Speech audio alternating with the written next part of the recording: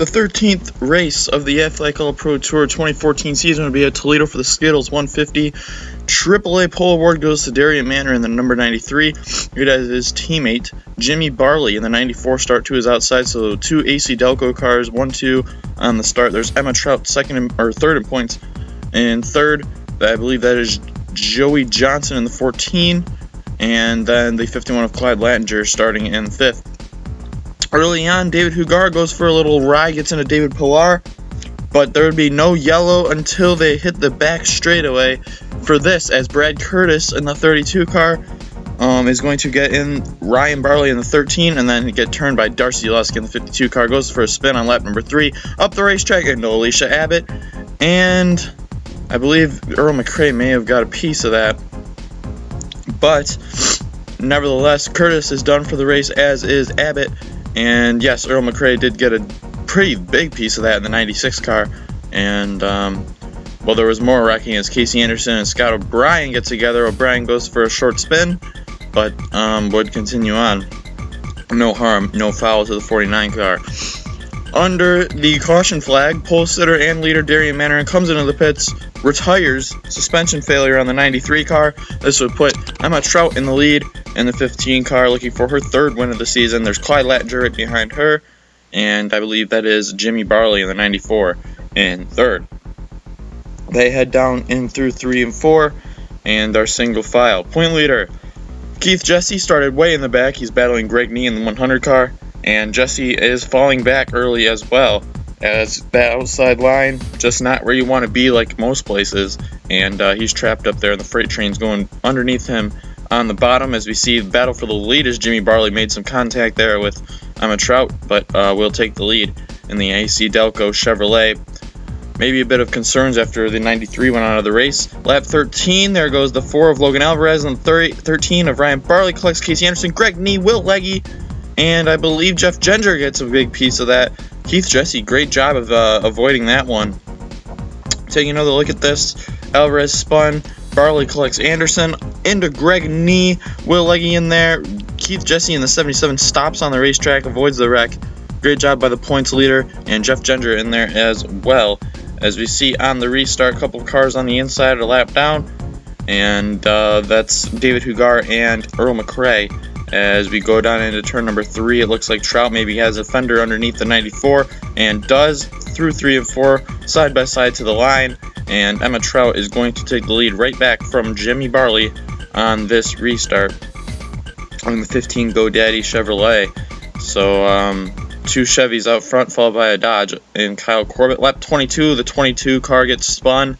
That's Walter Green, and for some reason that brought out the yellow, but, yeah, so he would continue on. On the restart, it'd be the 15 of Trout once again leading, and the 94 right there as usual. And I believe that's the 21 of Jeffrey Johnson. Yes, no, that's Zach McRae in the 3 car in fourth as we head down through 1 and 2 once again.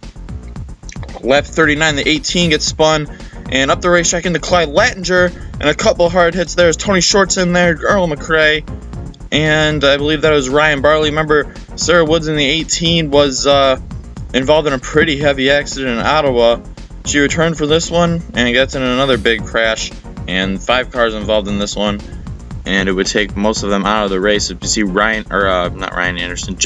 Joey Johnson in the 14 gets tapped at first, then down the racetrack goes the 18 and collects a whole slew of cars back there as you go on board Sarah Woods, as looks like, yep, she just nowhere to go after she ran to the 52 car, and into the outside wall she goes in that number 18 Monster Energy Chevrolet. And on the restart, same guys at the front, except Zach McRae has moved his way into third. I believe that is another yellow car. Yes, that is Preston Bell in the 50 car for JN Development, filling in for Tyler Smith. He's moved his way into third now, and now looking for second underneath Jimmy Barley. And we haven't seen much of Bell at the front in any series lately, but Bell continuing to show a solid performance in the AAPT, filling in for the injured Tyler Smith. And maybe this can translate into some success in the AARS for him, but Here comes Jimmy Barley right back underneath Bell. As we see, 2 ARS drivers were at 1-2. Emma Trout, again, is in the top 30 in points in the ARS. Preston Bell hasn't really made too many races, but he's running second now as he gets back around Barley. Todd Short in the 48 car has worked his way into 4th in the 48, and we don't see much of him in this series, at least not lately, but he is up there in the 4th position, and here he is going around some lap traffic when David Pillar gets spun by Jimmy Barley. So lap traffic in the form of David Pillar causing some trouble for the leaders, and he would go around and cause another caution after a decently long green flag run. So on the restart, once again the 2 ARS regulars out front, and it's Trout followed by Bell, and then I believe that is Todd Short in the 48 car, and then Jeffrey Johnson in the 21 running 4th, as we see lap traffic really just letting the top 2 get out in front of everybody. And as you see, Tony Short and Todd Short rubbing against each other a little bit. Don't imagine that will go too well at the family dinner the next night. But Walter Green, looks like something's wrong with his car. He would limp back to the pits, flat tire on the 22. That could have been very dangerous, but luckily he made it all the way around and into the pits.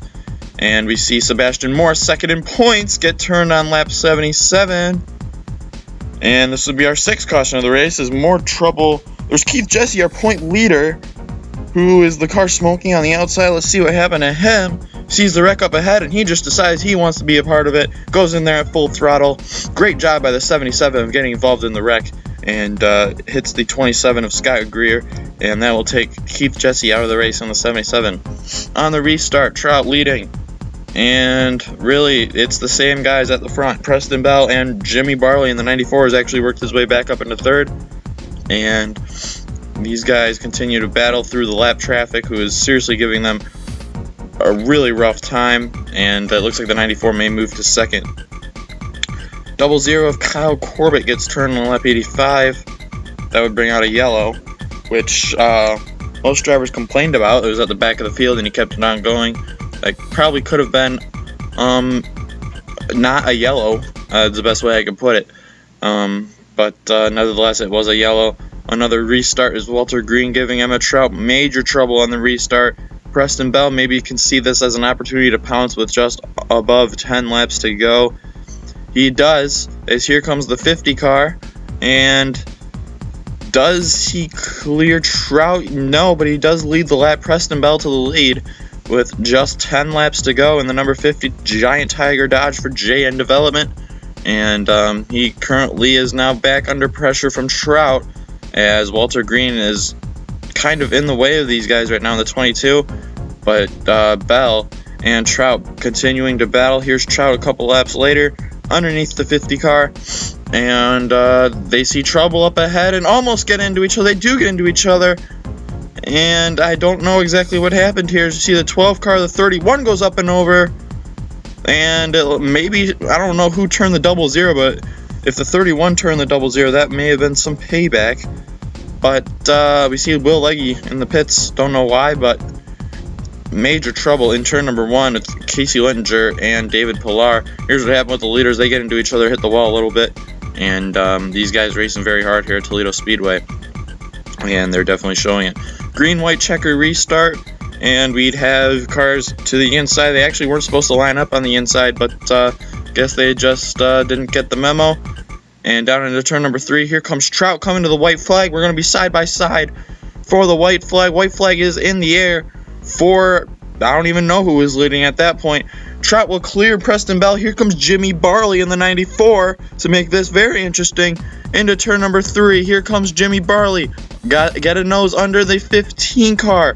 Does, and here he is. Photo finish at the line. Emma Trout will win her 3rd race of the season. Major trouble behind them. Big hit for Scott O'Brien. Let's take a look at this one. Into the pit wall. My goodness. There was Ashton Short in the 65 as well. Major hit for the 49 car. I'm not sure on his medical status as of yet, but it wouldn't be an AAPT race without a major crash. And we got it. The last lap of the race. Unbelievable hit. And just hoping he's alright. And the number 49 Speed Energy Chevrolet for Weber Motorsports. He's currently up in the top 5 in points. That is a very hard hit. Ashton Short with a hard hit as well. And these guys, Ashton Short was alright, but still waiting on word for Scott O'Brien. Here's another look at the finish. And stay tuned for more AAPT action.